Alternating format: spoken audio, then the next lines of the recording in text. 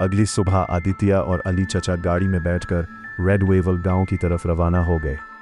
रास्ता जितना आगे बढ़ता जा रहा था, मौसम इतना ही सुनसान और खौफनाक होता जा रहा था। घने दरख्तों के दरमियान से गुजरती सड़क पर अजीब सी खामोशी छाई हुई थी। काफ़ी देर खामोश रहने के बाद अली चचा ने धीमी आवाज़ में कहा, आदित्य बाबू, अभी भी वक्त है, वापस चलते हैं। आदित्य ने खिड़की से बाहर नज़रें जमाए रखीं। वापस? इसने आहिस्ता से कहा। जिस दिन सोनिया इस हालत में पहुंची, उसी दिन मेरी वापसी के सारे रास्ते बंद हो गए थे। अली चचा ने एक ठंडी सांस भरी। बेटा, हमने तुम्हें एक बार खोया था। जब तुम्हें मेंटल अस्पताल ले जाया गया था, हम सब टूट गए थे। अब दोबारा तुम्हें किसी मुसीबत में नहीं देख सकते। आदित्य ने मजबूत लहजे में जवाब दिया, अगर सोनिया को बचाने के लिए मुझे अपनी जान भी देनी पड़ी तो मैं एक लम्हा भी नहीं सोचूंगा। अली चचा ने उसकी तरफ देखा, फिर मुस्कुराकर बोले, फिर आज से मैं भी तुम्हारे साथ हूँ। जो होगा मिलकर देखेंगे। कई घंटों के सफ़र के बाद आखिरकार वो रेड वेवल गांव पहुंच गए। ये गांव पहले की तरह ही पुरअसरार था। हवा में अजीब सी ठंडक थी और हर तरफ ऐसा लगता था जैसे किसी अनजाने खौफ ने पूरे इलाके को अपनी लपेट में ले रखा हो। उन्होंने गांव की एक छोटी सी सराय में एक कमरा किराए पर लिया। अपनी शनाख्त छुपाने के लिए आदित्य ने रजिस्टर पर नाम लिखा, डॉक्टर रियान। सराय का मालिक रामू रजिस्टर बंद करते हुए मुस्कुराया। डॉक्टर साहब, आप लोग कहाँ से आए हैं? आदित्य ने बगैर हिचकिचाए जवाब दिया, हम स्वीडन से आए हैं। रामू ने हैरत से पूछा, इतनी दूर से हमारे इस छोटे से गांव में? इससे पहले कि आदित्य कुछ कहता, अली चचा बोल उठे, हम दरअसल रेड रिवर के इर्द गिर्द के माहौल पर तहकीक कर रहे हैं। हमें मालूम हुआ है कि इस दरिया के आसपास परिंदों और जानवरों के रवैये में अजीब तब्दीलियां देखी गई हैं। हम उन्हीं असरात का मुताला करने आए हैं। रामो के चेहरे की मुस्कुराहट अचानक गायब हो गई। चंद लम्हे वो खामोश रहा, फिर आहिस्ता से बोला, अगर मेरी माने तो इस दरिया के करीब हरगिज़ मत जाइएगा। आदित्य ने ऐसे जाहिर किया जैसे इसे कुछ मालूम ना हो। क्यों, वहाँ क्या है?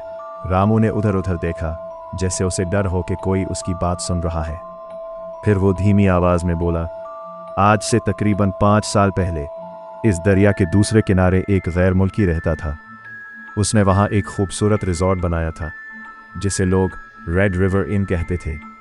दूर दूर से लोग छुट्टियाँ गुजारने आते थे। वो चंद लम्हे रुका, फिर उसकी आवाज़ और भी धीमी हो गई। फिर एक रात सब कुछ बदल गया। अचानक कई लोग दरिया में डूबकर मर गए। किसी को आज तक समझ नहीं आई कि वो हादसा था या कुछ और अगली सुबह वो गैर मुल्की भी हमेशा के लिए गायब हो गया। कमरे में खामोशी छा गई।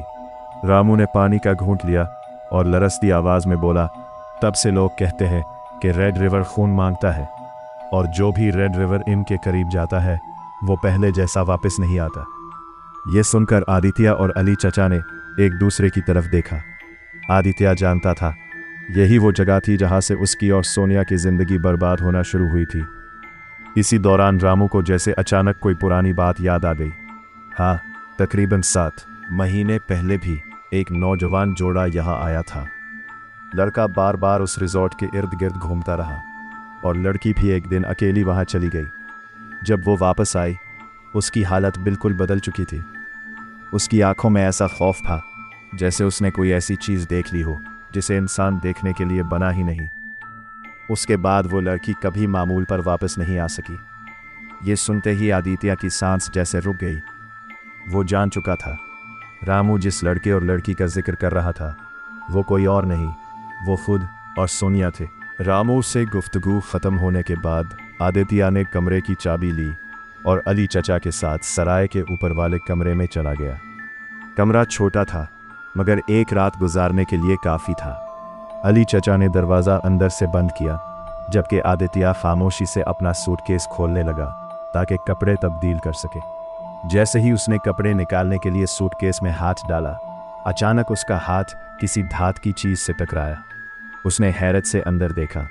सूटकेस के निचले हिस्से में एक रिवॉल्वर और उसके साथ चंद गोलियां एहतियात से रखी हुई थी। आदित्य चंद लम्हों तक खामोश खड़ा उसे देखता रहा। उसे फौरन समझ आ गया कि यह हथियार सर जेम्स ने जानबूझकर रखा था। शायद वो पहले ही जानते थे कि रेड वेवल का सफ़र सिर्फ एक आम सफ़र नहीं होगा। आदित्य ने खामोशी से रिवॉल्वर वापस सूटकेस में रख दिया।